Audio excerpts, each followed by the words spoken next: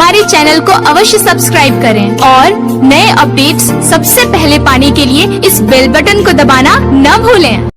बाबूजी विक्रम इस साल हमरा के बहुत मरलक है बाबूजी, हमरा कपड़ा तक न पहने दिलक है बाबूजी।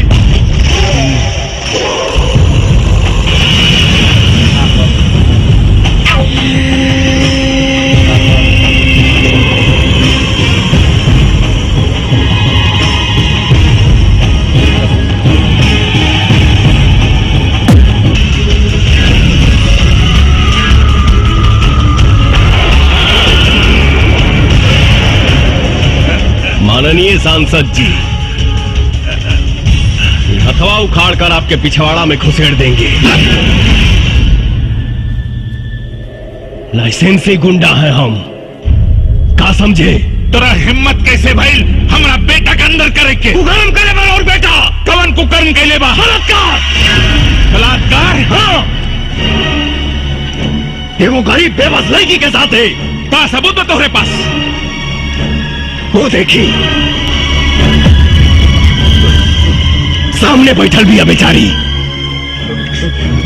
झूठ बोल के हमारा बेटा के फंसा रहल बा इस साले। सांसद जी, एकर फैसला तो अब कोर्ट में हुई।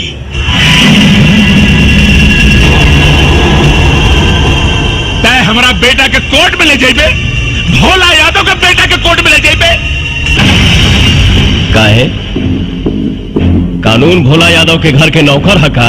यही समझ ले, कल 10 बजे तक तोर सस्पेंशन लेटर तोरा टेबल पे होगी।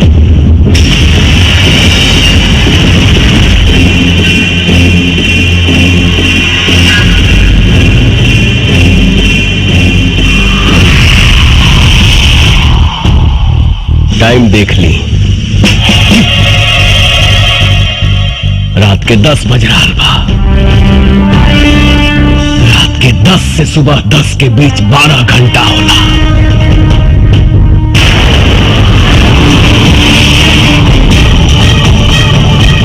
और ये 12 घंटा में घंटा के हुमाई के लाल नहीं खे जे हमरा के कार्रवाई करे से रोक ले।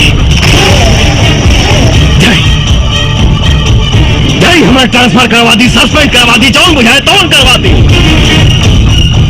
लेकिन ये 12 घंटा में, ये 12 घंटा में हम लोग बलात्कारी बेटा के वो हाल करब कि भविष्य में बलात्कार करना तो दूर, इसको मुदने के लिए भी सिला